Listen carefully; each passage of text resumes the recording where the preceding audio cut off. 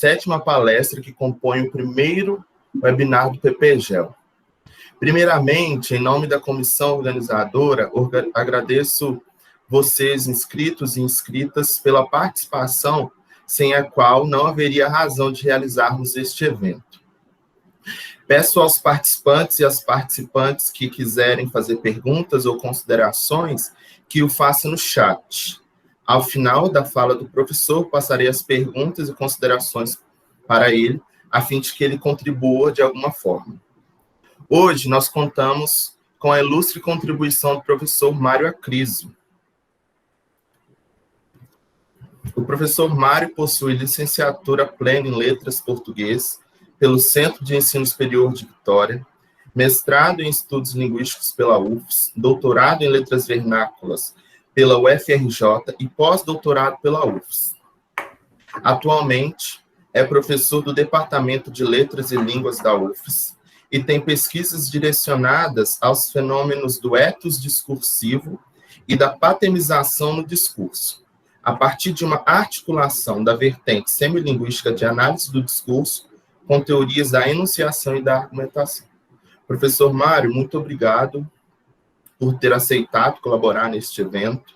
Seja bem-vindo ao primeiro webinar do PPGEL, e eu agora passo a palavra a você. Sinta-se à vontade.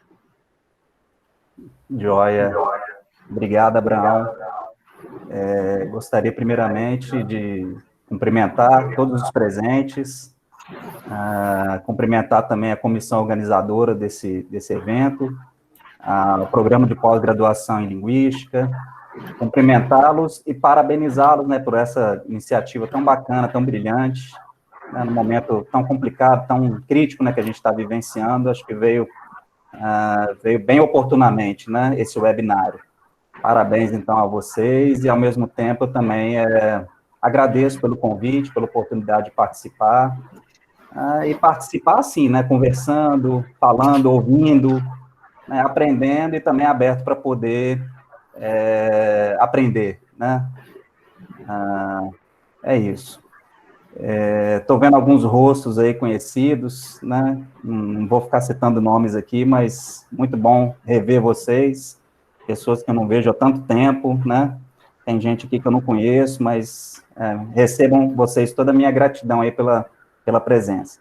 Espero que, em alguma medida, seja útil aquilo que eu vou apresentar aqui, e que eu adianto, assim, já não é tão, não é exatamente um percurso teórico, analítico que eu trago para vocês, é mais uma reflexão, né? Eu acho que num momento como esse que a gente está vivenciando, um momento, num contexto de pandemia, né? Eu acho que uma reflexão, ela pode ser muito mais válida do que, de repente, aí uma apresentação, né, de uma teoria, de uma análise, né? Às quais vocês também podem ter acesso aí na leitura de periódicos, por exemplo. Isso que eu trago para vocês é parte de algo que eu estou preparando para poder publicar. Então, assim, na íntegra, vocês vão ter acesso ao material impresso ou virtual muito em breve, tá bom? Então, mais uma vez, eu agradeço. E eu trago uns slides aí. Já tá exibindo, Abraão, os slides? Assim que você quiser, eu vou compartilhar, Mário. Pode começar a compartilhar aí, por favor, na primeira página lá.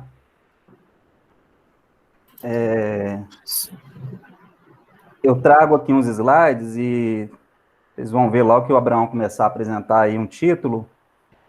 É um título, para quem não conhece a teoria, bastante vago, né? E eu gostaria de adiantar logo para vocês que não existe nenhuma pretensão de esgotar qualquer assunto, qualquer tema, qualquer conceito que eu venha trazer aqui para vocês, tá? Como eu falei, é mais uma reflexão do que a apresentação exaustiva de uma teoria, de uma análise propriamente dita, tá? Na verdade, como a gente tem uma limitação aqui de tempo, né? É um tempo generoso que me foi dado aqui, mas mesmo assim é um tempo limitado, então a gente não faz análise, a gente não traz análise, não traz muitos exemplos, a gente vai mesmo conversar um pouquinho sobre algumas questões com as quais eu tenho mais familiaridade e em que sentido eu pude condensar nessa apresentação essas questões, esses conceitos, para a gente poder tratar de algumas questões relevantes que eu não vou ficar antecipando aqui, vocês vão sabendo aí no decorrer ao longo aí da minha fala, né, e da passagem aí dos slides, tá? Então, o título é a interpretação semilinguística de textos jornalísticos. Como eu falei, não é nada pretensioso demais, eu não pretendo aqui esgotar nada, nem sobre interpretação de texto, nem sobre semiolinguística, que é uma teoria com a qual eu tenho muita familiaridade, né? Nem sobre essa questão do universo jornalístico. São alguns pontos, né, de alguns tópicos de discussão relevantes, alguns dos quais, de repente, vocês não estão familiarizados, né, a ouvir, a ler, né? Mas aí aí é o caso, então, depois, no final, se sentirem à vontade, fazerem perguntas. Eu já vou adiantando que se vocês fizerem perguntas e eu não souber responder, eu não tenho problema nenhum em dizer não sei, posso responder depois, tá? É isso. E para quem quiser contribuir também no final, fica muito à vontade aí. Eu vou tentar, assim, não ficar muito acompanhando o chat, porque se eu ficar olhando aqui perguntas, comentários no chat, eu acabo me perdendo. Eu tenho um pouquinho de déficit de atenção e, né, tô pedindo muito a Deus que isso pare de me perseguir, mas eu vou tentar me concentrar bastante aqui nos slides, no arquivo dos slides que eu tenho aqui aberto, tá? Então, já pode virar aí, por favor, para o próximo slide, Abraão, por gentileza. Ok. Eu delineei aqui alguns objetivos, né? E vamos ver se a gente cumpre, né? Acho que eu fui bem, assim, fui bem ciente, né, do tempo que eu tinha na hora que eu tracei esses objetivos aí. Eu espero que eu consiga cumpri-los todos durante a fala. O primeiro deles é reconhecer a semiolinguística como uma vertente de análise comunicacional do discurso, bem como sua filiação teórica. Então, a gente, né, não vai aqui também, assim, se aprofundar na teoria, a gente vai apresentar alguns fundamentos mais básicos e pertinentes à nossa fala, que advém dessa teoria semiolinguística, tá? Propor sucintamente possibilidades de contribuição para o ensino de leitura e para a análise de textos do domínio jornalístico a partir de algumas categorias e conceitos retomados pela teoria semiolinguística. Tá? Reconhecer o patos como perspectiva de análise do discurso jornalístico. Eu gostaria já de antecipar algo aqui, assim, eu sei que muitos de vocês aí, estudantes de pós-graduação, pesquisadores, já ouviram, né, todos, se não alguns de vocês, a maioria de vocês, pelo menos, já ouviram falar sobre o patos, principalmente quando a gente lembra do patos ao lado dos seus pares, ali naquele triângulo do Aristóteles, né, o patos, o ethos e o logos, e eu tenho visto muitos trabalhos sendo publicados sobre patos, tratando patos como uma categoria de análise, né, e eu não nego que ele seja uma categoria, ele pode ser uma categoria de análise, né? Eu acho isso muito possível, porque esses trabalhos que o tratam como categoria têm me ajudado bastante a elucidar algumas questões sobre essa coisa das emoções no discurso, mas eu reconheço patos nas últimas pesquisas que eu fiz, né, e numa que durou bastante tempo, durou 3 anos no estágio que eu fiz aí na UFES, eu trato o patos como perspectiva de análise. Então, para mim, ele é é como se fosse um ponto, um ângulo de visão do discurso, né? Ao lado do ethos, que também é um outro ângulo de visão, e ao lado do logos também, que seria um outro ângulo de visão. Então, eu concebo o patos como uma perspectiva de análise, não exatamente como uma categoria, tá? Gostaria de antecipar isso para vocês, que eu acho importante antecipar agora, para vocês saberem do que eu vou falar em cima de patos lá na frente. Refletir, então, o último objetivo, refletir sobre a condição do leitor analista no cenário pandêmico, tá? Então, a minha ideia é trazer essa contribuição para vocês. Pode passar, por favor, Abraão. Em relação à teoria em si, né, essa teoria semiolinguística, né, para quem nunca ouviu falar, é uma teoria fundada aí, né, e desenvolvida, né, até hoje, esse analista do discurso vem desenvolvendo trabalhos em torno da semiolinguística. Ela é fundada pelo Patrick Charrodot e tem como marco um livro com o título Langage de Cour, né, lá de 1983, que ele é um marco, né? Ou seja, foi a primeira publicação proeminente na qual o Patrick Charrodot lança a mão do cerne, dos fundamentos aí da teoria, tá? É claro, se a gente retornar alguns anos, 5 ou 6 anos, se eu não estiver enganado, muito do que está nesse livro Langage de Poo já estava na tese de doutorado do Charrodot, que ele defendeu, salvo engano, em 1977. Mas como marco, né, como publicação que constitui um marco, então, da teoria, a gente pode considerar esse ano aí de 1983, quando ele publica esse livro, que foi traduzido para o português, e eu tenho um exemplar aqui em mãos, né, não sei se dá para ver, foi traduzido sob o título Linguagem e Discurso, Modos de Organização, tá? Vocês devem saber que o Patrick Charrodot ele tem outros livros traduzidos e bem conhecidos, como o livro Discurso das Mídias, que está aqui na minha outra mão, ó, né? Ele é um livro que é uma grande referência quando o assunto é discurso midiático, discurso jornalístico, né? Discurso das mídias de informação, ele é uma referência e tem um alcance muito grande, porque ele já foi traduzido para vários idiomas. O que ocorre é que muita gente vai ler o discurso das mídias sem antes entender o fundamento da teoria que está nesse livro. O que acontece? O discurso das mídias a tradução em português chegou para a gente primeiro, né? Esse aqui só chegou em 2008, esse deve ter chegado aqui em 2004, 2006. Só que para entender esse, você tem que ler esse primeiro, porque aqui é o fundamento da teoria, aqui é uma aplicação da teoria ao discurso midiático, tá? Então, vai ser uma tarefa muito difícil entender o discurso das mídias sem entender a essência ali da semiolinguística, tá? Que está nesse primeiro livro. Então, assim, só uma dica, né, para quem quiser ler corretamente, né, as obras de destaque aí da teoria que são traduzidas para a nossa língua. Então, o Charrodot, entre alguns, assim, pressupostos importantes da teoria, ele vai destacar, ele vai dizer que a linguagem ela é multidimensional, ele vai partir desse pressuposto, e ele vai falar que é contraproducente trabalhar, então, essas questões da linguagem apenas pelo viés linguístico, né? Um viés linguístico que muitas vezes, né, tenta infrutíferamente tocar também no âmbito do discurso.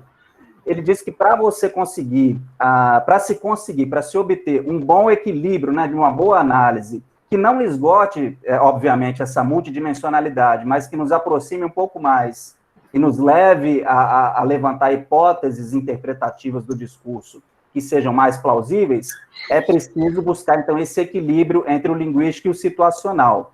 O que ele vai chamar de situacional? Ele vai dizer aqui que trata-se de uma abordagem que leva em conta os aspectos psicossócio-linguageiros do ato de linguagem. Ou seja, não é só língua, é o psicossocial também. Isso que ele chama de situacional é o psicossocial, né? Que vai contrabalancear-se ali com o linguageiro na busca por uma análise do discurso equilibrada, tá? É o que muitas abordagens do discurso têm buscado fazer e, assim, não é novidade isso da semiolinguística.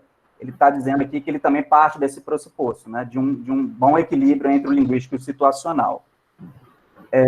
Ele parte também de um postulado de intencionalidade, nesse sentido eu devo dizer que a disciplina dele é bem apegada à pragmática, tá?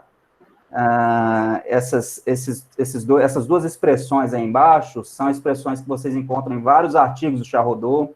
Ele vai dizer assim que o postulado de intencionalidade faz com que a gente possa inferir, então, um projeto de ação e de influência de um eu sobre um outro, né, de um eu sobre um tu, né, e, por consequência, o projeto de ação e influência não pode, pelo fato da gente estar passando por uma análise discursiva, não tem como esse projeto de ação e de influência também não se consumar em um projeto de fala, tá?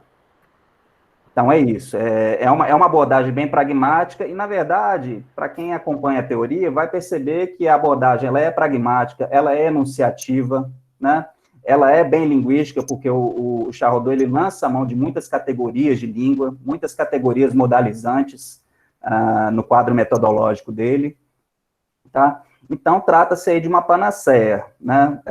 Não é nada muito novo, mas é refinada no sentido dele saber organizar isso tudo, né? Com esse procedimento, né, de estruturação teórica, né, e partindo até de diferentes quadros epistemológicos, vocês vão perceber, por exemplo, lendo um outro livro dele, que é o Discurso Político, vocês vão perceber que o Charles Rodot, ele é bem pé no chão, ele é bem consciente do que ele fala, mas é também consciente das limitações teóricas que a semiolinguística tem, como qualquer outra teoria, né? Aliás, isso é uma questão, saber, né, acho que é um bom ponto de partida para quem pesquisa, né, para quem é analista, ter sempre consciência de que uma única teoria não vai esgotar quando a gente que lida com linguagem, né, uma única teoria não esgota a totalidade que é a linguagem, né, a complexidade que é o universo da linguagem. Então, assim, é um sinal de grande maturidade, inclusive, você reconhecer isso, por mais que você esteja ali, de certa forma, apaixonado, né, por uma teoria. Nunca achar que uma teoria vai resolver todo o problema, né? E a semiolinguística é uma teoria que não tem amarras no sentido de permitir que a gente dialogue com outras teorias, com outros quadros metodológicos para poder propor, né, estudos e pesquisas com os mais diversos corpora, tá? Então, é isso. Pode passar, Abraão, por favor. Algumas afirmações ainda em cima desses fundamentos, né? O Charles Rodot, ele fala em ato de linguagem, então vocês vejam, né? Ele é bem apegado à pragmática, só que ele não usa ato de fala, ele vai usar um termo que é mais abrangente, que é ato de linguagem, né? Porque ele não trata só de fala, né? Ele trata da matéria verbal, mas não somente da matéria verbal oralizada, então, por isso, o termo ato de linguagem, ele vai dizer que não pode ser concebido de outra forma, a não ser como um conjunto de atos significadores que falam o mundo através das condições e da própria instância de sua transmissão. Isso aqui lembra muito, para quem estuda a análise do discurso francesa, aquele conceito de condições de produção, né? Condições sociohistóricas de produção e também as condições que o próprio ato de enunciação imprime, né, na produção discursiva, tá? O que inclui, inclusive, aí a figura do sujeito, né? A teoria semiolinguística também é uma teoria que leva em conta a presença de um sujeito. Depois, mais abaixo, a gente fala sobre isso. O objeto de conhecimento que eu coloquei aí é justamente o método, tá? O método semiolinguístico. Espera só um minutinho, gente, que eu acho que eu acabei colocando aqui uma camisa muito quente hoje, e eu tô com um pouco de calor. Só ligar o ar-condicionado aqui para ver se dá uma refrescada. Esse objeto de conhecimento é justamente o método. E um método que busca responder a dois questionamentos. Do que fala a linguagem, através do como fala a linguagem. Essa pergunta, como fala a linguagem, é algo mais, assim, elucidante, porque está tratando justamente dessa questão das condições de produção. Como fala a linguagem é você levar em consideração toda a complexidade contextual que envolve uma produção discursiva, tá? Todos os fatores extralinguísticos envolvidos na produção discursiva, na produção do ato de linguagem, tá? Então, esse seria o como fala a linguagem. E do que fala a linguagem seria algo mais, como que eu poderia dizer, mais abstratizante, uma atitude mais abstratizante, né? Uma parte mais abstratizante desse método, porque diz respeito à questão da análise em si, ou seja, das possibilidades, daquilo que ele vai chamar de possíveis interpretativos, né? A gente que lida com linguagem, aliás, vale ressaltar isso aqui, a gente lida num terreno muito fluido, né, gente? Infelizmente, não é facinho, igual quando a gente, como alguns pesquisadores de ciências exatas, percorrem caminhos para chegar sempre no mesmo resultado, né? O analista, por mais objetivo que ele seja, né, ele nunca vai chegar no mesmo resultado de um outro analista que também vai procurar ser muito objetivo, né? De tão fluido que é o terreno da linguagem, tão fluido que é o terreno e até o conceito de discurso, né? Se você me pergunta o que é discurso agora, existe tanta coisa para dizer que a gente não sabe nem por onde começar. Você pega esses manuais aí de análise do discurso, né, onde tem conceito de discurso, é difícil você situar que conceito de discurso está sustentando uma determinada fala num determinado momento, né? Então, é isso.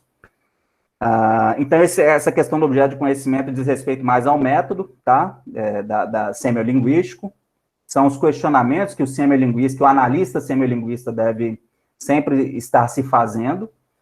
E é uma teoria que entende o texto como discurso. Bom, vamos pensar em texto, né? O que é texto? Você entende texto como a materialização, uma materialidade linguística? E se você entende texto como uma materialidade linguística, você também pressupõe um conceito de análise de leitura que não vai ultrapassar muito o limite da decodificação. E o que seria, então, entender o texto como discurso? Tem uma afirmação aqui, ó. Entender o texto como discurso implica considerar a importância do sentido global e dos mecanismos produtores desse sentido. E é justamente a partir desses mecanismos, desses procedimentos, que a gente chama de procedimentos linguístico-discursivos, que a gente chega, que a gente percorre o caminho investigativo metodológico em semiolinguística, né? Assim como em outras abordagens também, tá? Mas para que a gente usa esses mecanismos? Para que a gente retoma, que a gente toma esses mecanismos produtores de sentido como parâmetro de análise, como ferramentas, instrumentos de análise? Para a gente não dizer por dizer aquilo que a gente está interpretando dentro de uma análise. Você vai dizer, eu estou analisando, eu estou dizendo isso, mas com base nesses procedimentos linguístico-discursivos que eu consigo identificar nesse discurso. Então, entender texto como discurso é considerar, de fato, essa questão do sentido. Existe um sentido que é global, né, que é primário, né, esse sentido global ele é primário, ele tem primazia, inclusive sobre esses mecanismos produtores de sentido, mas ele não tem, ele tem primazia, mas ele também não pode deixar de considerar a importância desses mecanismos produtores de sentido para a produção desse sentido global, tá? A gente faz uma afirmação ainda acerca da linguagem, que a gente entende por linguagem, que é o que se materializa no jogo jogado entre os atores do ato de linguagem e as representações coletivas e sociais. Então, vai ser sempre um jogo, uma aposta, né? A produção do ato de linguagem, na percepção do Patrick Charrodot, na percepção da teoria semiolinguística, vai ser sempre uma aposta, vai ser sempre um sujeito que se aventura num projeto de significação e de influência sobre o outro, tá? E para isso, o que ele vai fazer? Ele vai jogar com essas representações coletivas, né? O Patrick Charrodot, ele se ocupa muito de discurso político e discurso midiático, onde isso fica muito evidente. O ator político e o ator midiático, eles sempre vão jogar com essas representações coletivas. Se vocês lerem aí trabalhos de análise semiolinguística, vocês vão perceber que elas sempre estão ali, né, na sua grande maioria, fazendo análise de corpora de discursos políticos e discursos midiáticos, né, porque são essas instâncias que priorizam o jogo de linguagem por meio das representações coletivas. Lá na frente, quando a gente estiver falando especificamente da instância midiática, né, da identidade, de como ela faz essas jogadas, eu vou dar alguns exemplos, mas não exemplos de textos, tá? Exemplos dessas representações mesmo. Então, partindo da hipótese, o Charrodot vai afirmar o seguinte, né? Agora, para entrar nessa questão do sujeito. Partindo da hipótese de que é possível estudar a linguagem, levando-se em conta sua dimensão psicossocial, gostaríamos de mostrar que uma teoria do discurso não pode prescindir de uma definição dos sujeitos do ato de linguagem. Então, é claro que a semiolinguística ela não pretende lançar a mão também de uma teoria dos sujeitos, mas ela também não pode abrir mão de uma definição dos sujeitos do ato de linguagem. Se a gente acredita que tem um pressuposto de intencionalidade, um postulado de intencionalidade que norteia juntamente com outros parâmetros da teoria, a gente tem que saber que por trás desse ato de linguagem, né, dessa intencionalidade, existe um sujeito. Mais uma vez, a gente pode lembrar, então, de algumas afirmações aí lá da teoria pragmática, né? Pode passar, por favor, o Abraão. Eu estou um pouco nervoso por causa do tempo, né? Espero que eu consiga fechar esses slides no tempo previsto. Isso é um esquema, gente, por quê? Vamos pensar nesse nome da teoria agora, né? Talvez alguns estejam se perguntando, mas o que é semiolinguística, né? É semiótica, né? É uma semiótica linguística? É mais ou menos isso, né? Se a gente puder falar de uma maneira mais grosseira, o que é semiolinguística? Semio vem de significação, sentido, né? Como lá em semiose, por exemplo, em semiótica, em semântica, né? E linguística é isso, é a língua, né? A matéria verbal. Então, seria mais ou menos traduzir semiolinguística como a língua que significa, tá? Lembrando, como eu li lá no último slide, sem prescindir de uma definição do sujeito, né? É uma língua que significa, mas por trás desse ato de significação existe a figura do sujeito. E esse esquema aí embaixo deixa isso muito claro. Esse esquema, gente, se vocês quiserem, quem estiver tomando nota aí de alguma coisa, esse esquema aí, ele reflete, ao meu ver, tá, a concepção de linguagem adotada pela semiolinguística. Charrodot, ele vai falar de um duplo processo de semiotização que, ao meu ver, sustenta aí a concepção de linguagem adotada, então, pelo Patrick Charrodot. Ele vai dizer que todo ato de linguagem, ele parte de um mundo a significar, numa trajetória que vai até um mundo significado, mas passando por isso pela figura de um sujeito, tá? Ele vai chamar esse processo, essa parte da semiotização, de processo de transformação, ou seja, é o processo que parte de um mundo a significar e o transforma em mundo significado sob a ação de um sujeito falante, como está aqui descrito na lateral, tá? Então, é o sujeito responsável. Só que a teoria semiolinguística, por se fundamentar também, se alimentar bastante das teorias de enunciação, pelo menos daquelas teorias que têm um comprometimento com a figura do sujeito, um comprometimento claro com a figura do sujeito, né? E de um sujeito que não é um sujeito único, é um sujeito complexo, é um sujeito que se desdobra, essa questão da transação também reflete a intersubjetividade que está presente na teoria, a questão da intersubjetividade, porque é um sujeito falante que provoca esse processo de transformação, né? Está ali no ponto de interseção desse processo, mas que é um sujeito falante, é um sujeito que está numa relação intersubjetiva, ou seja, ele vai estar sempre se dirigindo a um tu, que é esse sujeito falante destinatário que está aí no outro polo do esquema, tá? E aí, paralelamente ao processo de transformação, a gente tem também um processo de transação, que é o processo que faz desse mundo significado, então parte já do mundo significado, um objeto de troca, né? A troca entre esses sujeitos aí, que a semiolinguística vai chamar de protagonistas do ato de linguagem, tá? Então, ele se torna um objeto de troca com outro sujeito que desempenha o papel de destinatário deste objeto, tá? Então, esse é um esquema, né, da concepção de linguagem que sustenta a teoria semiolinguística, tá? Esse duplo processo de semiotização do mundo. Semiotização justamente por transformar o mundo a significar em mundo significado, e é uma semiose também, uma vez que esse sentido ele não é construído. Ele é construído numa relação de troca entre um sujeito falante, um sujeito destinatário, ou entre um enunciador e um coenunciador. Eu não quero ficar muito preso aqui nesses nomes agora, não, tá? Essas terminologias mais específicas. Pode passar, por favor, o Abraão.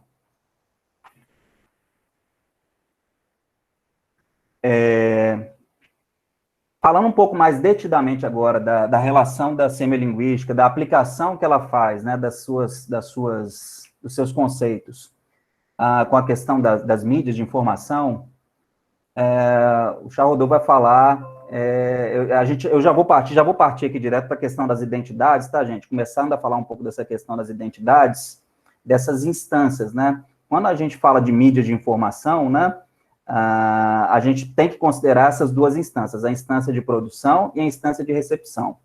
Ele vai dizer, como em todo ato de comunicação, a comunicação midiática põe em relação duas instâncias, uma de produção e outra de recepção. Vocês viram que no esquema anterior isso está claro lá, que tem um sujeito falante e um destinatário, ok? Percebam, gente, que é uma abordagem, não é uma abordagem muito simples da gente entender, porque ela também busca refinar um pouco essa ideia do que é comunicar, né? Para o Charrodot, comunicar não é simplesmente um receptor enviar uma mensagem, um locutor enviar uma mensagem a um produtor, a um receptor que vai decodificá-la. Para ele, a coisa não é tão simples assim. A comunicação, na verdade, na perspectiva semilinguística, ela é uma encenação de um ato de linguagem. Comunicar é proceder a uma encenação de um ato de linguagem, tá? Sempre pensando, gente, então, com esses conceitos que eu estou passando aqui para vocês, nessa questão da aposta. A semilinguística acredita muito nessa coisa do jogo, que, se eu não me engano, acho que era o Wittgenstein, né, que lança a mão também dessa metáfora do jogo, né, na linguagem. Então, pensar sempre nessa coisa do jogo, da linguagem enquanto uma aposta, ou seja, o sujeito, ele aposta que o outro vai minimamente entender o que ele está falando, e que não só vai entender, que aquilo vai ser inteligível, mas que o sujeito vai corresponder às expectativas daquele eu, que o tu vai corresponder às expectativas daquele eu, tá? E aí a gente já está falando, então, de recepção, de efeitos de sentido. Então, ela busca também um refinamento nessa abordagem tradicional da comunicação que a gente conhece até então lá com o Jacobson, né? Ele vai dizer, então, a respeito dessa instância de produção, que ela desempenha um duplo papel, o de fornecedor de informação, no sentido de que a mídia de informação, ela tem o dever, né, ela se concentra, entre outros, no dever de fazer o público saber algo, conhecer algo, né? E também, paralelamente, o papel de propulsor do desejo de consumir a informação, ou seja, quais são os modos que a mídia faz para que o outro saiba de alguma coisa, para que aquele público conheça algo, tá? Então, é esse duplo papel no qual se vê a instância de produção, né? No qual se encontra a instância de produção. E tem a instância de recepção, que, em tese, deveria manifestar seu interesse ou seu prazer em consumir tais informações. Né? Mas a gente sabe que não é bem assim, e ele vai dizer, ó, as coisas são mais complexas do que isso. Por quê? Porque quando a gente fala de instância, é porque o que preside a produção de comunicação midiática é uma entidade compósita, que compreende vários tipos de atores. Então, a instância de recepção não é um sujeito único, não é um sujeito simples. É algo muito mais, ele está falando aqui, é uma entidade compósita, é um público complexo, porque além de serem muitos atores, são atores e são indivíduos, né? Então, cada um com a sua subjetividade, né? Então, é uma entidade muito heterogênea, essa entidade de recepção, assim como a entidade de produção também, né? Pode passar, Abraão, por favor. Eu vou me deter aqui mais na figura do jornalista, que é, nas nossas análises, né? Quem aí analisa discurso jornalístico, o ator, né, o ator, dentre, né, esses atores da instância de produção, do qual a gente mais se aproxima, é o jornalista, é sempre o jornalista. E, assim, cientes de que o jornalista, ele está ali, muitas vezes, falando não de si, nem por si só, mas representando ali uma instituição maior e, por vezes, até uma ideologia, né, que vai além, que transcende a instituição. Então, o jornalista, ele tem esse papel de transmissor de informação, e essa informação se compõe de um conjunto de acontecimentos ou de saberes, só quero fazer uma ressalva aqui, acontecimentos, na teoria semilinguística, isso aqui não se trata só de um nome, né, só de mais um substantivo. Acontecimento é um nome que aparece com frequência na teoria semilinguística, quando ele está lidando aqui com discurso midiático, porque é quase como se fosse um nome mais técnico, assim, digamos, da teoria, tá? E o que seria o acontecimento? O acontecimento seria, lembra do esqueminha que eu apresentei lá atrás? O acontecimento reside ali naquele mundo a significar, ou seja, é o fato empírico, ainda não noticiado, tá?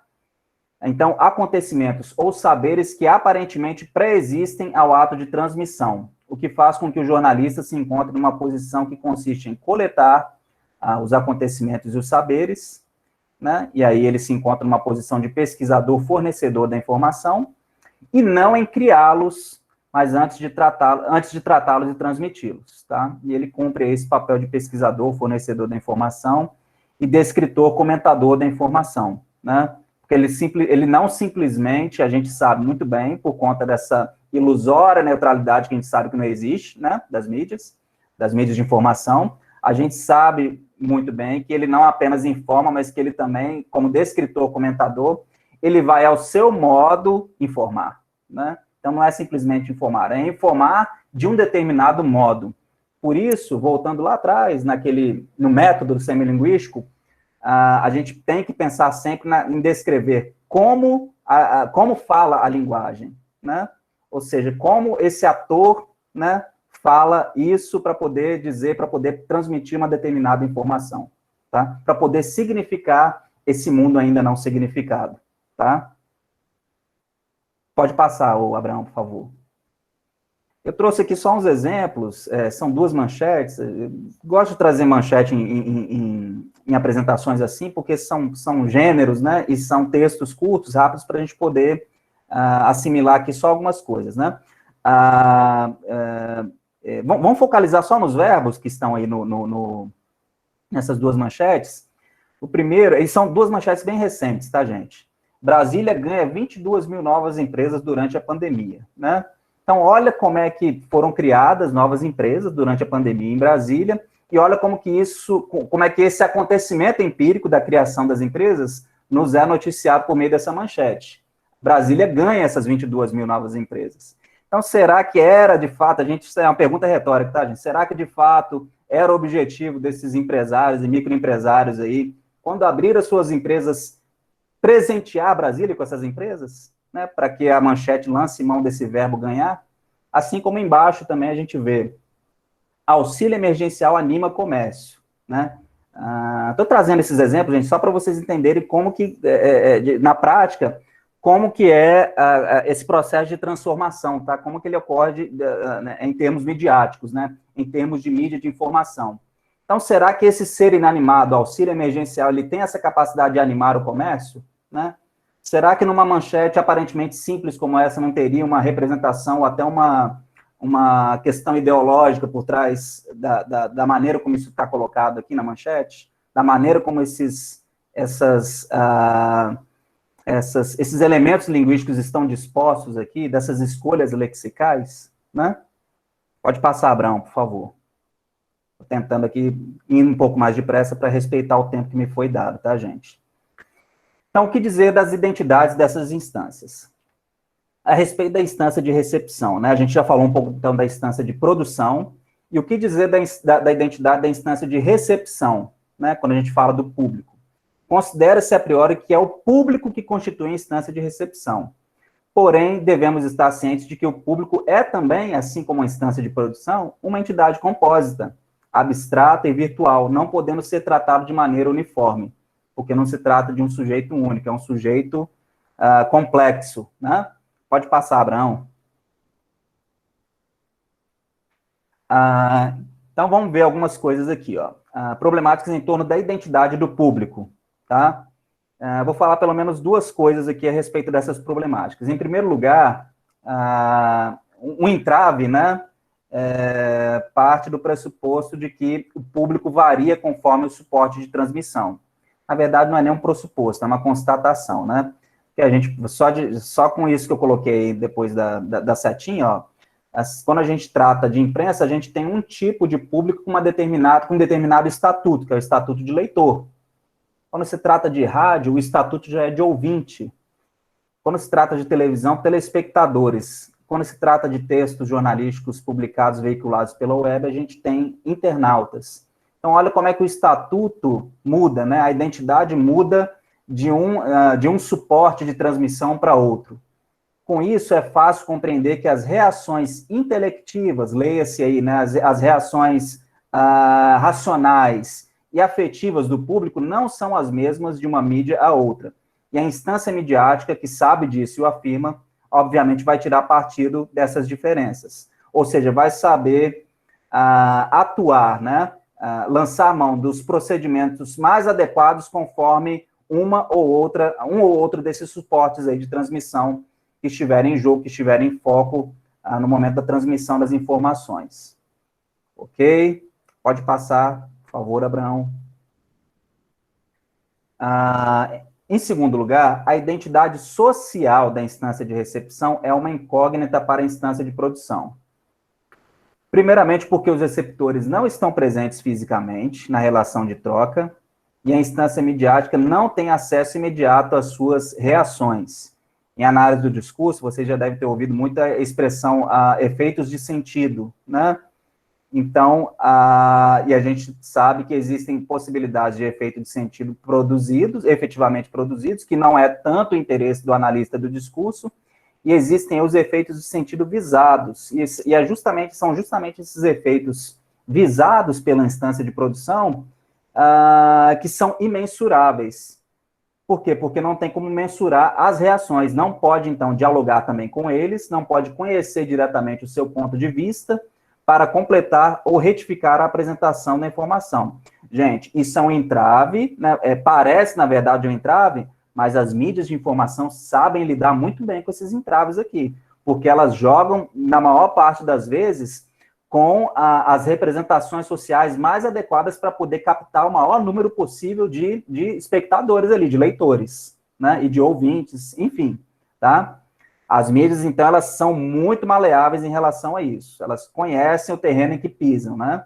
Embora, a despeito desse público tão complexo e tão heterogêneo. Não é possível ainda mensurar a relação entre certos dados do status social do público. E as categorias, assim, resumindo, gente, não tem como saber quem é, né? A quem efetivamente, não virtualmente mais, mas a quem efetivamente aquele discurso vai se dirigir e a quem ele vai atingir, a quem ele vai chegar de fato.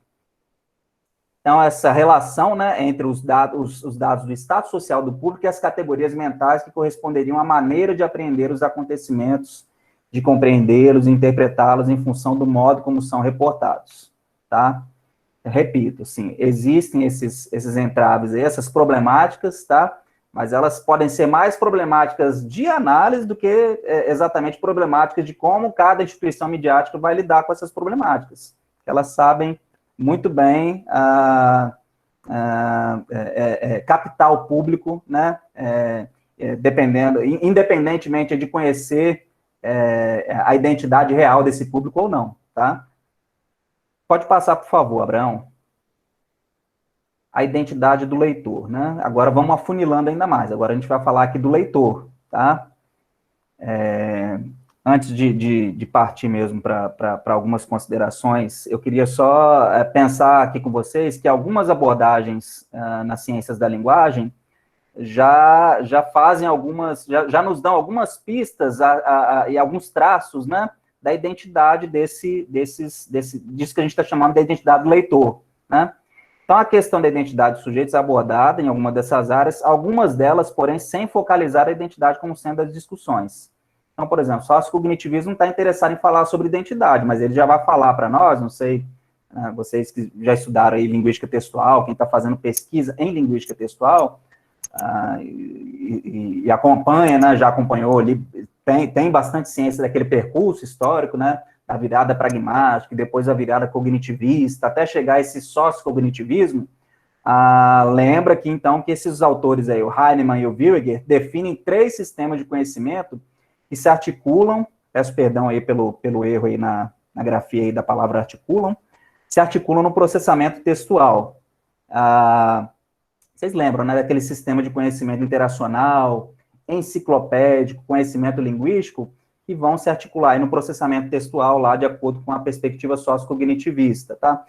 Isso aí não é a identidade do leitor, mas faz parte de alguns traços da identidade, né, do leitor, né? Porque é o leitor que vai chegar, por exemplo, essa questão do conhecimento enciclopédico, que também pode ser chamado de conhecimento de mundo, é algo muito individual, né? É algo muito particular de cada sujeito. Então, assim, isso aí já diz muito sobre a identidade individual de um sujeito. A gente está lidando aqui com identidades que são mais do que individuais, né? São identidades sociais e discursivas. Mas, assim, a gente não pode fechar os olhos para que isso daí já nos ajuda a levantar algumas hipóteses a respeito dessa identidade no nível cognitivo, vamos colocar assim, no nível sociocognitivo. Tem as abordagens historicistas, que vão falar do sujeito histórico, o sujeito que é marcado pela história, mas que também participa da construção da história, né? E a pragmática também, ali comprometida com o estatuto do sujeito falante, quando trata, por exemplo, daqueles atos de fala perlocutórios lá. Um exemplo clássico é o exemplo do juiz, né, matrimonial, que tem ali autoridade para poder declarar casados, né, declarar um par ali casado, né, quando, na verdade, a gente sabe que a mesma frase, né, eu os declaro casados, não tem a mesma força, não tem relevância, não tem sentido sequer se falado por alguém que não tem esse mesmo estatuto, esse estatuto de juiz de matrimônio, né, ou de um padre ou de um pastor, tá? Isso daí já fala algo, então, também sobre a identidade do sujeito, embora pragmático use e prefira usar esse termo estatuto, né, do sujeito falante. Pode passar, Abraão, por favor. Então, a reflexão que eu trago, assumindo o sujeito leitor como ser dotado de identidade, sem, porém, querer esgotar a totalidade do sujeito, a gente está falando aqui de uma identidade enquanto ser de discurso, tá, gente? A tarefa que, caso fosse possível, demandaria arrojado empenho transdisciplinar, se a gente quisesse esgotar essa totalidade, eu acho que não é possível, mas se fosse, demandaria arrojado empenho transdisciplinar. Podemos resgatar outra realidade que não deve ser ignorada, as disposições, que são as disposições afetivas do leitor, que nos leva a aproximarmos do conceito de patos, e eu falei já um pouquinho sobre isso lá quando eu estava apresentando os meus objetivos, né? Quando eu disse para vocês que eu encaro patos mais como perspectiva de análise do que como uma categoria de análise. O Charrodot diz, de maneira muito, assim, breve, né, a respeito do patos. Ele vai defender a tese de que as emoções, né, que estão ligadas a esse patos, que são, de fato, esse patos, né, o que é o patos? São as emoções no discurso, são as disposições afetivas de um auditório, de um público, diante daquilo que é falado, que é argumentado, diante do discurso em si. Charrodot vai defender a tese de que as emoções estão ligadas aos saberes de crença, ao mesmo tempo em que se escrevem em uma problemática das representações. Então, gente, existe um número muito grande de publicações, né, desde assim, a década passada até esse momento, já existe um número muito, assim, significativo de publicações que resgatam esse conceito de patos aí para tratá-lo, para dar um tratamento discursivo a ele, tá? Então, existem 2 volumes, por exemplo, publicados pelo pessoal ali da UFMG, justamente com o título Emoções no Discurso, volumes 1 e 2, um rico material para quem quer entender um pouco mais como que é possível tratar essa categoria tão subjetiva, que é a emoção, né, que são as afetividades, numa perspectiva discursiva, tá? Eu também tenho alguma coisa escrita sobre isso, eu fiz um estágio de pós-doutorado, né, pesquisando, né, investigando aí os efeitos de patemização num corpus de crônicas jornalísticas. Então, para quem tiver interesse e quiser me procurar depois, eu posso até, logo mais, quando eu terminar, colocar o meu e-mail aí no chat, tá? Então, o que ele quer dizer com essa questão dos saberes de crença e das problemáticas das representações? Pode passar aí, por favor. Acho que é mais fácil a gente conseguir, por meio de um exemplo que o próprio Charrodot fornece. Ele vai dizer o seguinte: qualquer indivíduo pode perceber um leão, reconhecer a sua forma, né, e conhecer os seus hábitos. Mas enquanto ele não avaliar o perigo que este pode representar, ele não vivenciará nenhuma emoção de medo. Está falando aqui de uma emoção específica, que é o medo. E são as crenças individuais ou coletivas que permitem ao sujeito tal avaliação acerca do perigo, né? Então, é claro que a gente não nasce com medo de um leão, né? O medo é algo que, não sei se é muito ousado dizer, mas é algo quase que a gente aprende, né? Ou apreende, né? À medida que a gente vai experienciando diferentes sensações, né? Sensações, informações, porque o medo, ele nem sempre decorre, o medo, por exemplo, nem sempre decorre de algo que a gente vivenciou, mas muitas vezes, talvez até na maioria das vezes, ele decorre de algo que a gente sabe, né? Que chegou até nós como informação, mas que a gente não necessariamente viveu, né? Experienciou, experimentou isso, tá? Pode passar aí, Abraão, por favor. Aí, falando da identidade do leitor ainda. O leitor só é leitor enquanto dotado de uma identidade discursiva de leitor, Vocês concordam que o leitor, quando eu falo assim, quando eu falo, estou vendo a Lauren aqui, ó, uma querida amiga, né? Quando eu falo assim que a Lauren, ela é uma leitora, eu não estou definindo a Lauren, eu estou dizendo que a Lauren, algumas vezes, é leitora, porque ela não é leitora o tempo todo, isso não define em nada a Lauren, né? A professora Lauren, tá, gente? Até gostaria de homenagear uma grande amiga, doutora em educação, né? Muito comprometida com o ensino de leitura, tá? Obrigado aí pela sua presença, Lauren. Então, ele é leitor somente enquanto dotado de uma identidade discursiva de leitor. Ele não é leitor o tempo todo. E o que é essa identidade discursiva? É uma identidade que vai se somar a uma identidade social, e aí eu vou explicar, gente. O Charrodot, em 2009, ele publicou um artigo que, assim, abriu muito meus olhos em relação a essa questão da identidade, e o título do artigo, para mim, assim, por si só, já diz muita coisa. O título do artigo é Identidade Social e Identidade Discursiva, 2 pontos, o fundamento da competência comunicacional. Antes de ler o artigo, só lendo o título, isso daí já me disse tanta coisa, e aí eu comecei a abstrair algumas coisas já a partir do título, e depois, obviamente, foi o artigo, e é um artigo muito interessante, vale ler se você quer se aprofundar um pouco mais nessa questão da identidade, entender o que ele está chamando de identidade do sujeito, que é justamente essa fusão, né, entre uma identidade social e uma identidade discursiva. Uma identidade social que vai ser prévia, né, a qualquer ato de linguagem, qualquer produção discursiva enunciada pelo sujeito, e uma identidade discursiva a qual a gente só tem acesso na medida em que o sujeito produz um discurso, tá? Então, eu não sei quem aqui já estudou etos discursivo, mas é aquela ideia, é justamente aquilo mesmo, estou falando de etos discursivo e etos pré-discursivo mesmo, mas utilizo sob o rótulo aqui das identidades, para a gente entender o etos, mais do que como uma questão enunciativa, como uma questão de identidade também, tá? Então, a identidade discursiva se soma à identidade social numa fusão que integra a identidade do sujeito. É claro, gente, deixar bem claro aqui que a gente também ainda não está falando da identidade plena do sujeito. Isso aí não interessa também para a gente aqui, tá? Pelo menos não nesse momento aqui agora.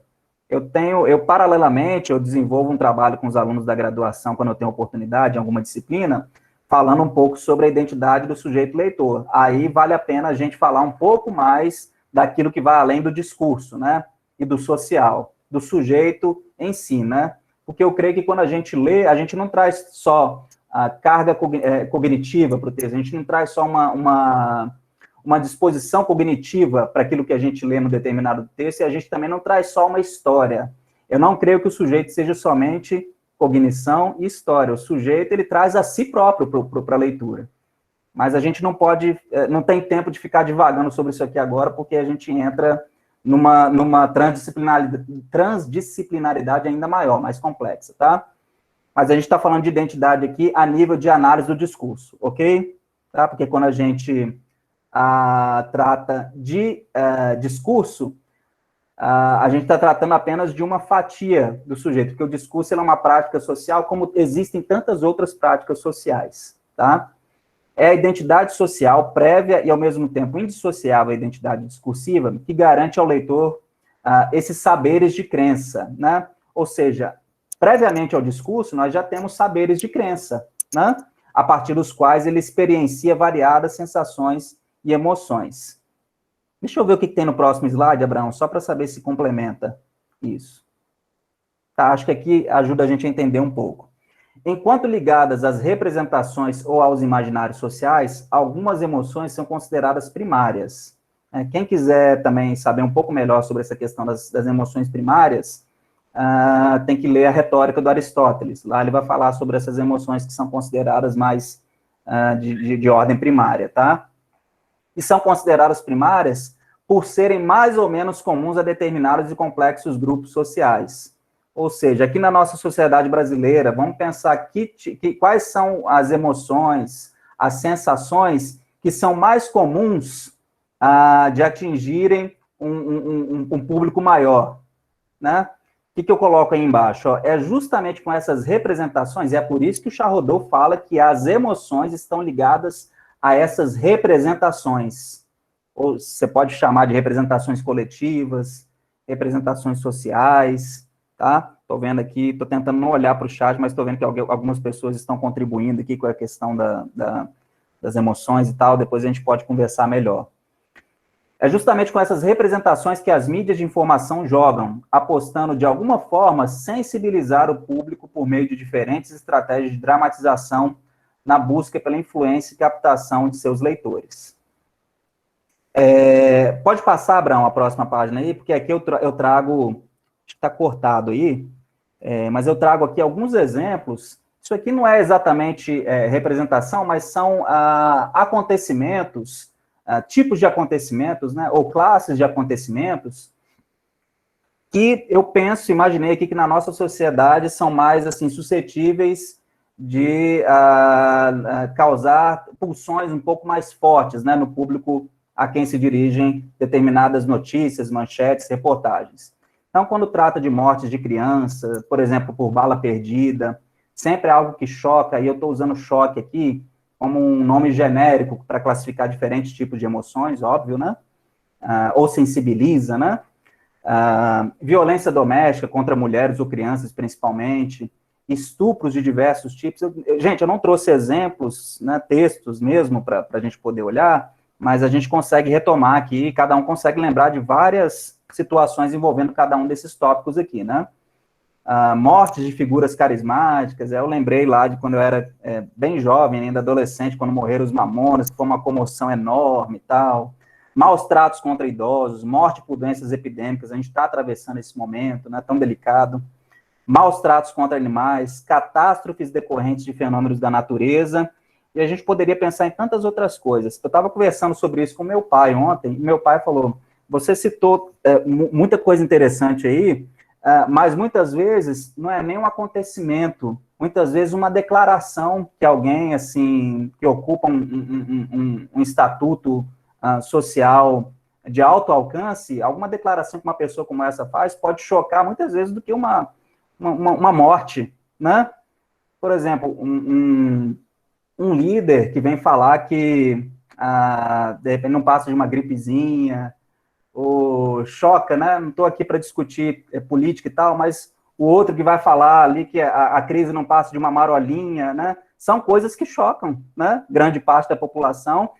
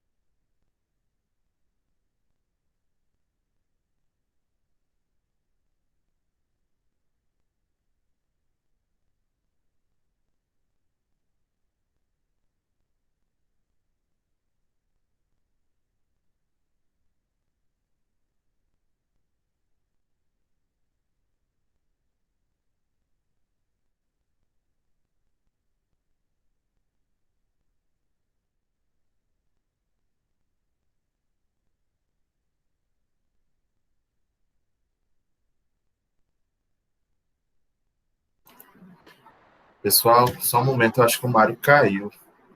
Deixa só eu ver com ele aqui.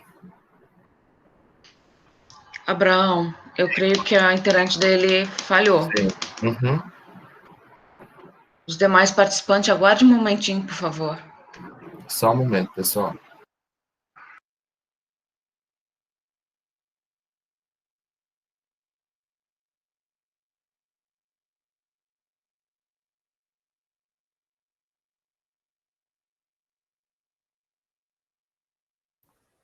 Pronto, desculpa aí. Foi a minha conexão, acho que deu um pico de energia, foi tão rápido que eu nem vi a luz apagando, mas foi um pico de energia porque o ar-condicionado desligou aqui. Enfim, gente, pode passar, Abraão, porque eu acho que o tempo já está, assim, bem exíguo aí para poder concluir. Pode ir para o próximo slide.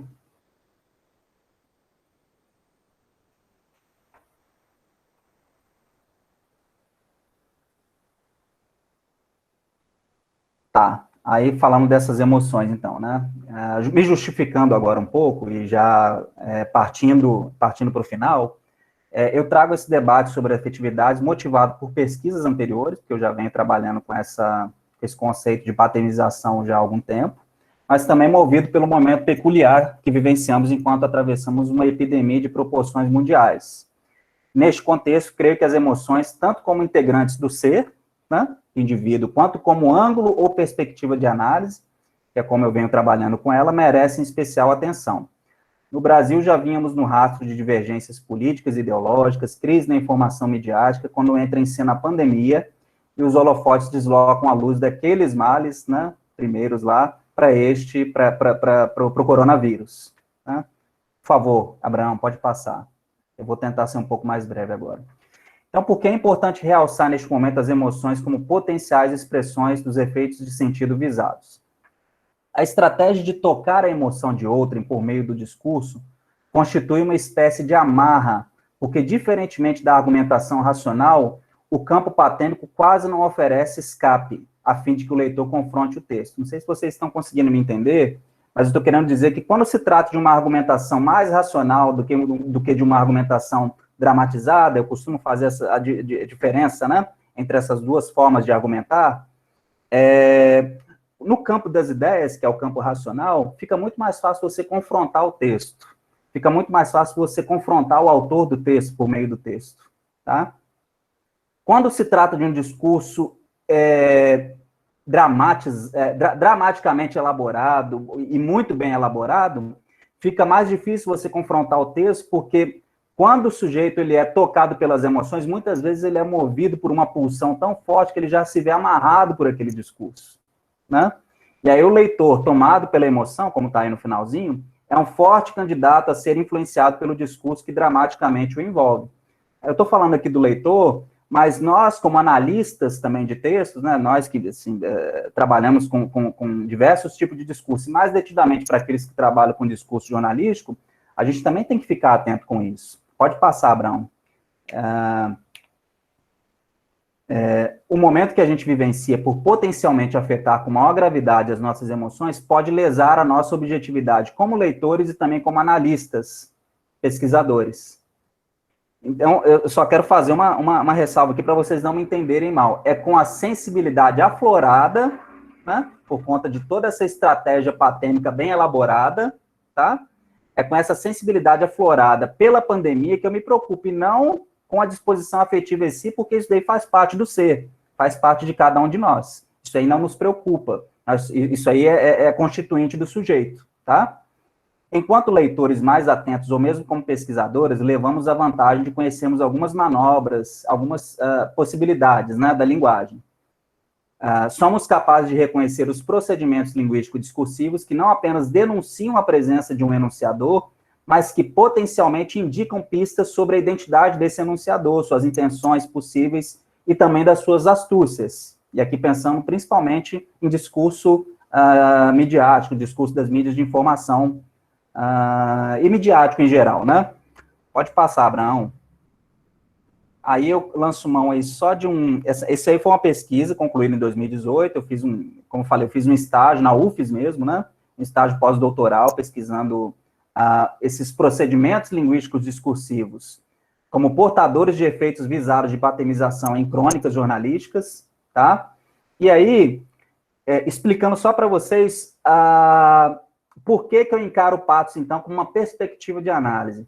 Porque você vai sempre olhar para os mesmos procedimentos linguísticos discursivos, se vocês olharem na tabela aí na parte de baixo, tem um número aí significativo desses procedimentos, e só que aí você vai fazer as suas análises, observando esses procedimentos, de acordo com a perspectiva na qual você se instala como observador. Então, a minha perspectiva era o Patos, então o que eu fiz? Comecei a observar como que esses procedimentos que estão aqui atuam em função de visar uma determinada patemia no discurso. Ou seja, que possibilidades, que hipóteses possíveis eu consegui levantar em termos de possíveis emoções que podem ser despertadas no público-alvo por meio de determinados procedimentos, por meio de uma expressão, por meio de um enunciado de emoção, por meio de uma seleção lexical, tá? Vocês vejam que tem aí alguns desses procedimentos que são específicos para trabalhar com emoções, outros não, outros são procedimentos que a gente encontra em qualquer texto, seja ele mais assim, um discurso mais inflamado, mais dramatizado, ou seja, um discurso mais racionalmente elaborado, tá? Isso aqui também vocês podem ter acesso me consultando depois, né, no particular, e aí eu posso fornecer para vocês mais detalhes dessa pesquisa. Pode passar, Abraão. Então, as conclusões. Optou-se nessa apresentação por uma reflexão mais do que por uma exposição teórico-metodológica, uma vez que momentos de crise são melhor encarados a partir de um exame mais cuidadoso das circunstâncias em si, né? Ou seja, da nossa situação enquanto pesquisador em meio a essa circunstância, a esse contexto pandêmico. De qualquer modo, a teoria semilinguística permite nos descrever, mesmo brevemente, de que forma as categorias identidade social discursiva e o conceito de patos e patemização podem auxiliar na formulação de parâmetros para a análise e também para o analista. Pode passar. Consideramos o domínio da informação midiática como aquele a partir do qual somos interpelados não apenas de acordo com nossa condição cognitiva ou com nossa historicidade, mas com especial realce conforme as disposições afetivas que sobredeterminam nossa identidade discursiva enquanto leitores. A semiolinguística, por incluir em seu quadro teórico-metodológico o conceito de patos, um oportuno resgate da retórica e da nova retórica, torna essa vertente de análise discursiva singular diante de outras vertentes que priorizam outros aspectos da linguagem e do sujeito. E aí, por último, o último slide, por favor, Abraão, uma citação aqui, né, na verdade, uma citação do meu relatório de pós-doutorado, eu vou retomar aqui o Chaudot, porque ele vai advertir que, do ponto de vista de uma análise do discurso, deve-se distinguir, por exemplo, dos pontos de vista de uma psicologia das emoções. Ou seja, o analista do discurso, ele nunca vai ter um olhar de psicólogo, a não ser que o analista do discurso seja, coincidentemente, também um psicólogo, né? Cuja ótica recai sobre aquilo que os sujeitos efetivamente sentem. Então, a gente vai sempre olhar com o olhar de analista do discurso para um fenômeno que a gente reconhece como um fenômeno psicológico ou psicossocial, tá?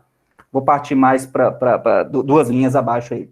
Sem desprezar essas realidades, o autor enfatiza que as emoções devem ser estudadas por uma perspectiva interdisciplinar, ou melhor dizendo, por uma abordagem de análise do discurso integradora, que não se situe no campo estritamente das relações entre língua e discurso, mas que busque, em disciplinas como a filosofia, a psicologia e a sociologia, pontos de contato que permitam uma compreensão multidimensional, e por isso mesmo mais ampla do fenômeno das emoções no discurso, tá? Eu fecho com essa citação do Chaudot, tá? Tem mais um slide aí com as referências. Eu espero que, apesar da correria aqui, eu acho que eu falo, às vezes, um pouco correndo, por conta do tempo, né? Espero que alguma coisinha tenha dado para vocês aproveitarem aí, tá? Obrigado aí pela presença e pela atenção de todos vocês. Eu passo a palavra, retorno a palavra agora para o Abraão, está mediando aí o encontro, tá? E muito obrigado.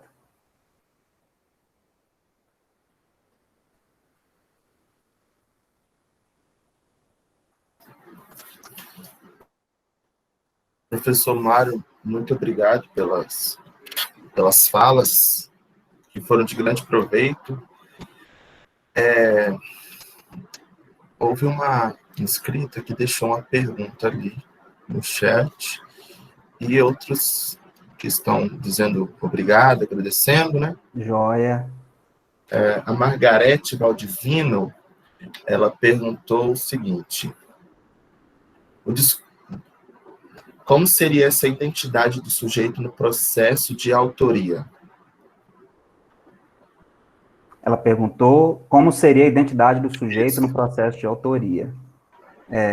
Processo de autoria. Isso é uma coisa para pensar. Eu precisava de mais algumas informações para poder ver se eu respondo a pergunta dela de uma maneira mais produtiva para ela, né?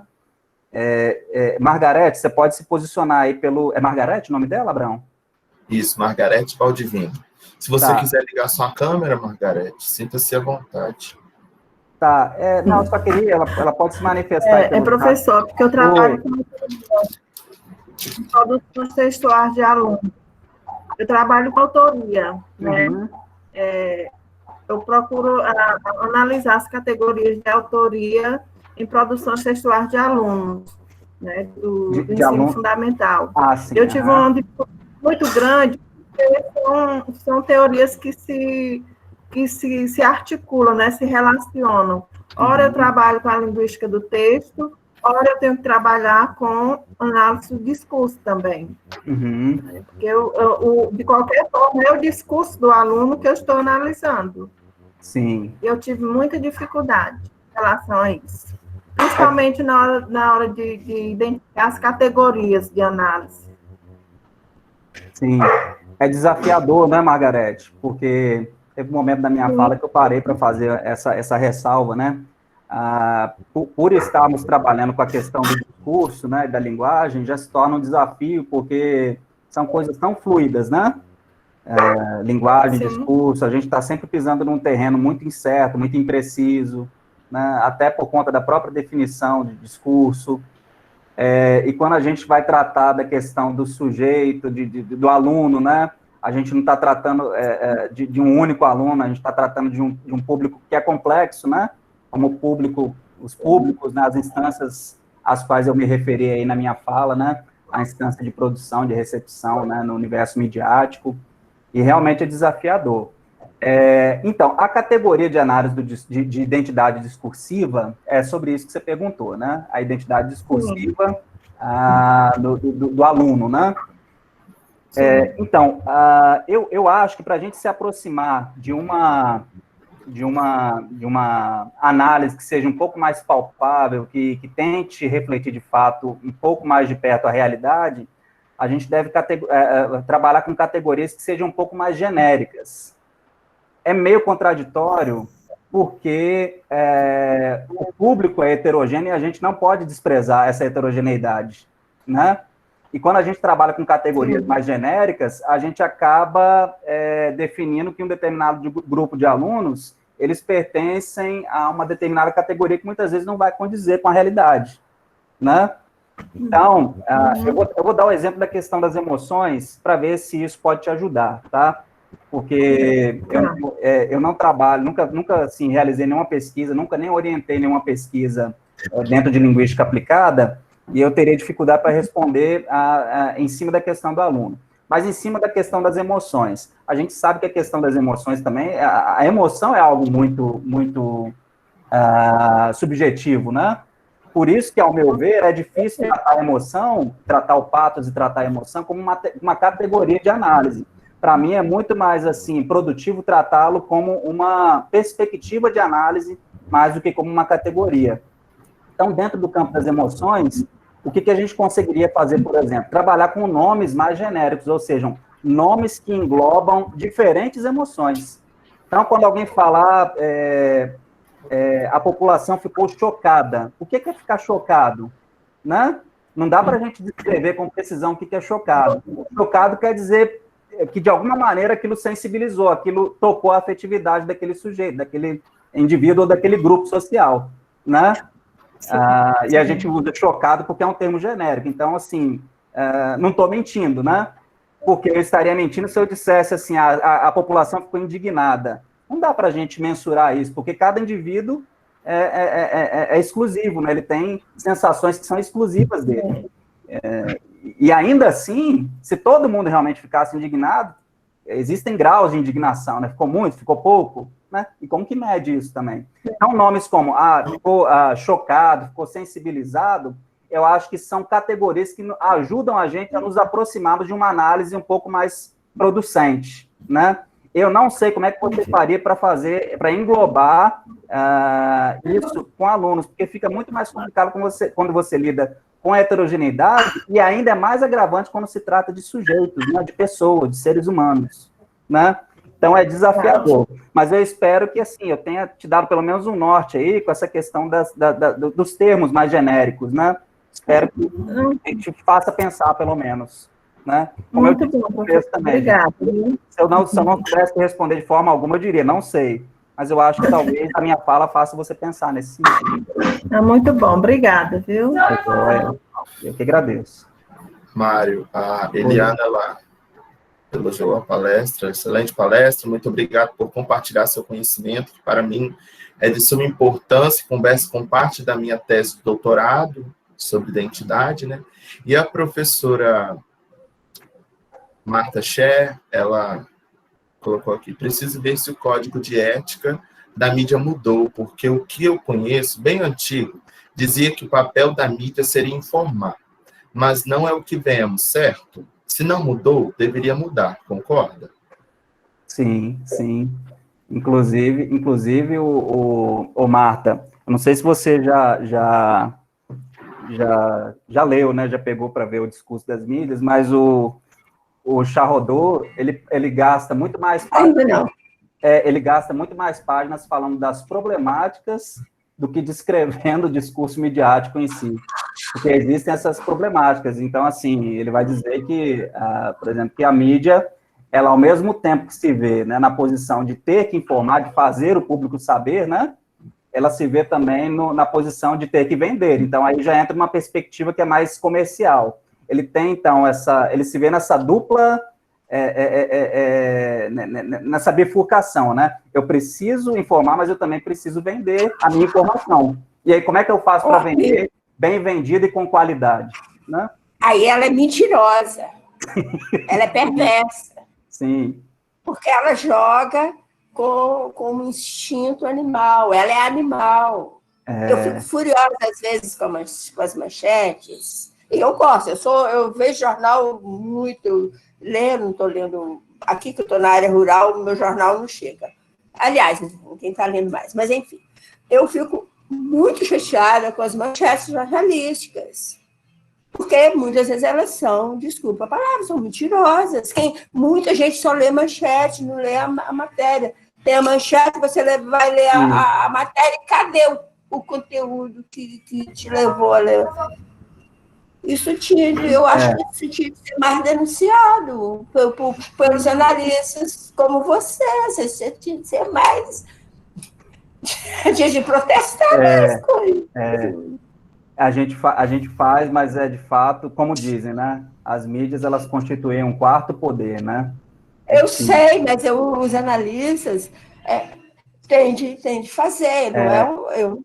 Aí, como eu disse, o analista, ele tem um ferramental muito bom nas mãos para poder desvelar, né? E é isso que você está falando, Marta. Fake news já existe há muito tempo, não é algo muito novo, não. Né? As mídias sempre fabricaram fake news, né? Só que por muito tempo todo mundo acreditava. Agora que, sob esse rótulo aí de fake news, as pessoas estão começando, bem engatinhando, mas começando a desconfiar do que ouvem, do que leem aí todos os dias. Mas ainda está muito... Mas a Cris, infelizmente, eu acho que são só as mídias, é o ser humano, você entende? Aí a gente... meio bravo com o ser humano, meio bravo. Aí a gente já entra num campo bem... A gente passaria horas aqui falando, né? É sempre bom encontrar você e bater um papo, Marta. Saudades. Quando a gente podia fazer isso presencialmente, quando a gente se encontra, por acaso, nos corredores da UFES, né? Bom, assim... E agora a gente está aqui se encontrando olhando para a câmera aqui. Que coisa esquisita.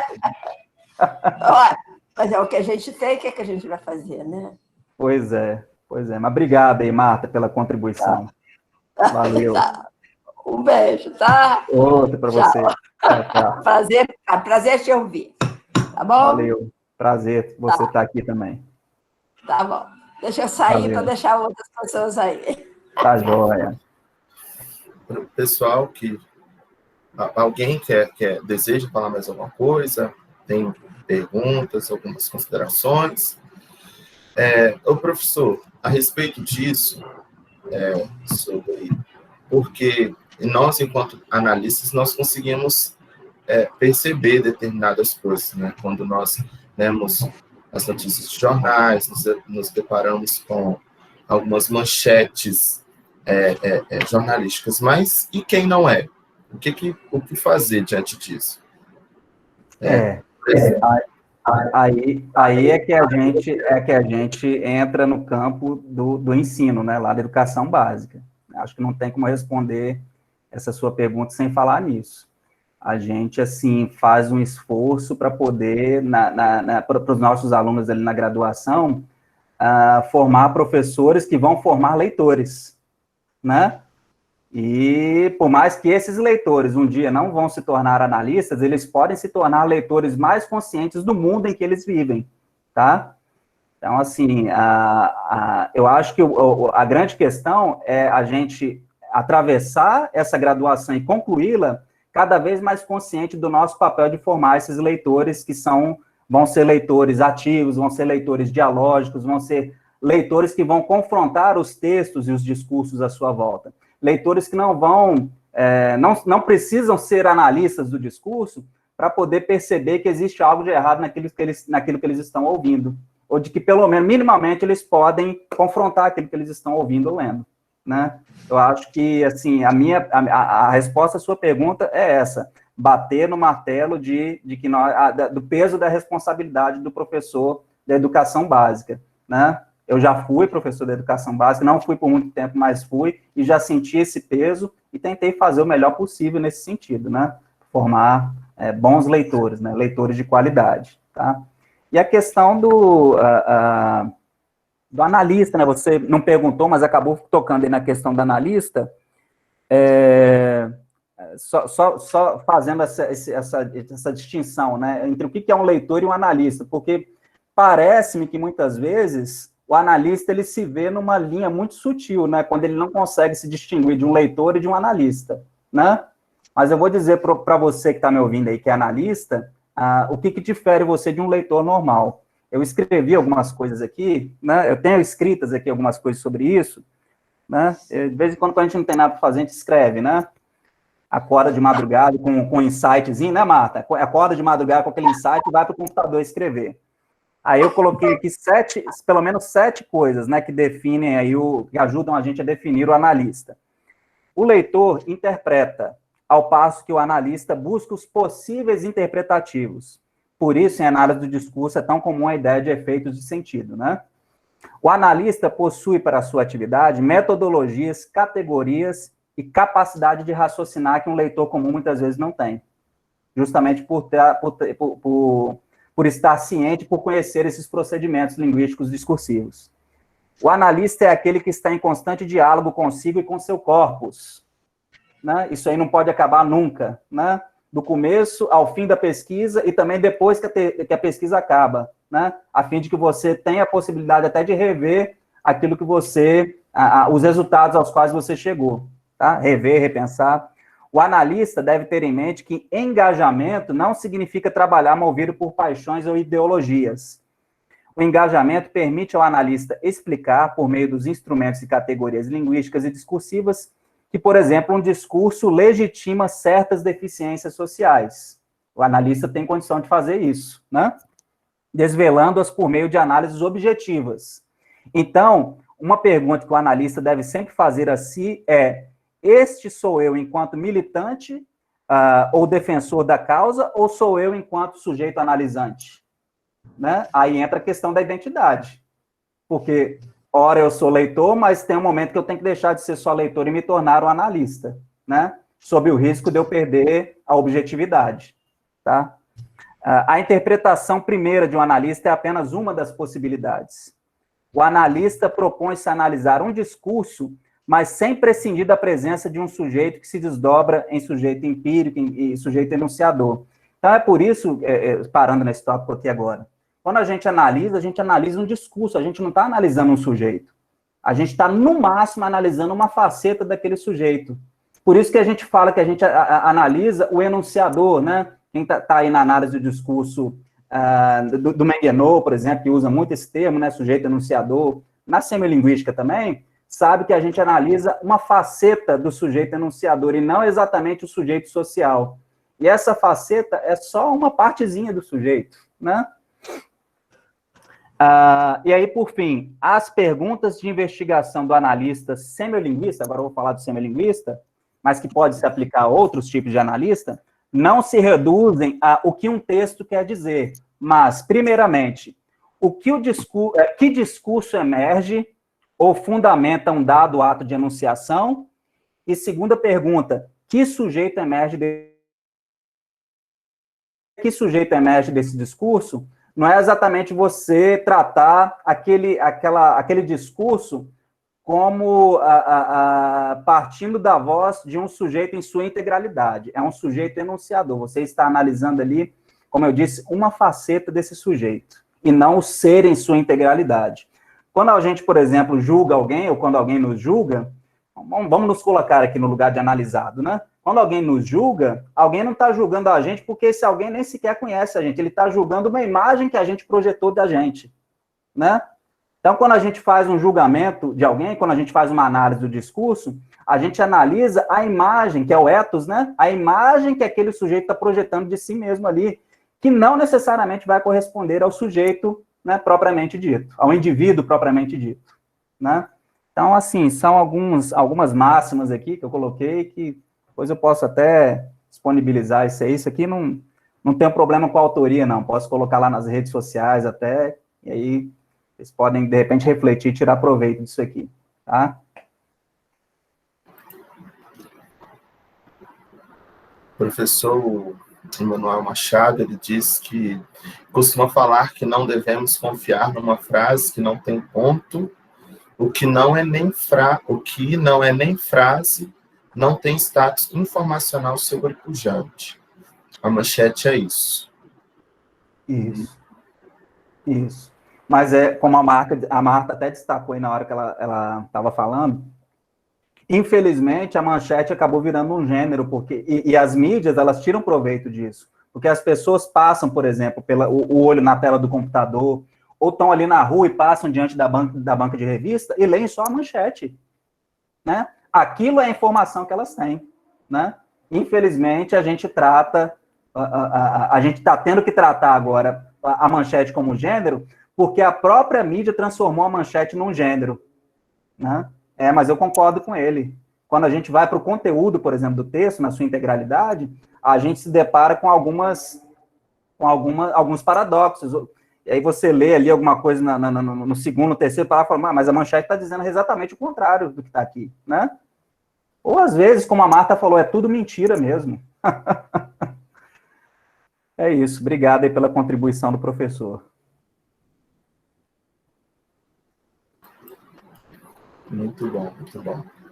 Deixa eu ver se há mais alguma coisa. Pelo que me parece, não. Tá. Acho que vale a pena, Abraão, você ler uma mensagem que a professora Flávia, acabou de colocar aí, um lembrete, né, para quem está participando. Pessoal, a lista de chamada, ela já está no chat. Quem não preencheu, pode preencher, tá? Eu vou colocar o meu e-mail aqui também no chat. Link para a lista de presença. É só vocês clicarem no link aí que vocês serão redirecionados à página de preenchimento da lista de presença, tá? Coloquei meu e-mail aí também no chat, tá? Para quem quiser entrar em contato depois. E é isso aí. Se ninguém mais tem alguma contribuição, pergunta. Sim. Professor Mário, eu estou aqui nos bastidores. Sou a professora Flávia. Ei, tudo bem? Quero agradecer muito pela sua explanação, pelo seu diálogo com os participantes aqui. É um acréscimo muito grande para nós que estudamos a linguagem como um todo, e principalmente essas questões que envolvem a semiótica, né? Uhum. Que é extremamente interessante. E eu estava aqui assistindo os bastidores e fiquei encantada com a forma como tu faz essas análises entre a linguagem e a cognição pelo ponto de vista da semiótica, né? Então, parabéns. Eu depois vou querer conversar contigo em particular, porque as minhas pesquisas é voltada à cognição, trabalho muito com a linguística cognitiva, né? Mas a gente dialoga em outro momento. E também parabenizar o Abraão pela sua mediação aqui no webinar, e a participação dos nossos queridos professores, como a professora Marta, sempre atenciosa conosco. Muito linda a sua presença, e muito obrigada, querida. E a outros professores que eu vi que participaram, mas que já saíram daqui. Tivemos, em média, professor, em torno de... oscilava por conta, acho que da internet, em torno de 69 a 70 participantes durante a sua fala. Parabéns mais uma vez e obrigado por contribuir conosco no PPGEL. Valeu, valeu. Eu que agradeço. Também, você falou aí, eu já ia esquecendo de agradecer o Abraão e parabenizar ele pelo excelente trabalho de mediação aí, né, entre os participantes e o palestrante. E também agradecer você, Abraão, por toda a atenção que você me deu anteriormente aí à palestra, né, me fornecendo as informações que eu pedia, tirando as minhas dúvidas. Obrigado aí de coração. Você é digno aí de aplauso. Estamos aí, viu?